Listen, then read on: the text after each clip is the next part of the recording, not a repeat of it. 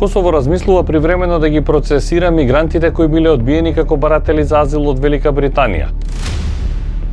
Албанија веќе изгради прифатни центри за мигранти од Италија.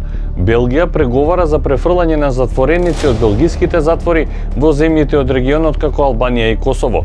300 дански затвореници ќе бидат префрлени во затворот во Гнилане. Како ви звучи сето ова? Станува ли Балканот нечија база за затвореници и мигранти? Зошто земјите од регионот се решаваат на ваков чекор? Ако се суди според изјавите на косовскиот премиер Албин Курти, една од причините за преговори со Велика Британија за привремен престој на барателите на азил пред депортација е помошта од минатото и можноста за взаемна корист.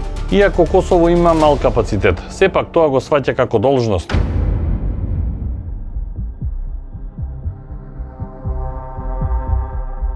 Италија неколку пати испрати групи на мигранти во центрите во Албанија, но по бројните критики од европратеници и групи за човекови права и судски одлуки, барателите на азил беа вратени во Италија и таму ја чека одлуката за нивна евентуална депортација. Она што е најново е дека, како што пишуваат бројни медиуми во Белгија, белгиски министри го опипуваат пулсот во Албанија и Косово за изградба на затвори во кои казната би ја ослужувале дел од странските осуденици во Белгија, особено и легалните имигранти. Наводно проблемот на Белгија бил малиот капацитет на белгиските затвори и проблемот со дозволите за престој на дел од затворениците кои доаѓаат од земјите од овој регион. Модел за пример е договорот на Данска со Косово 2021 година, односно според овој договор, Данска требаше да изнајми 300 келии во затворот во Гнилане.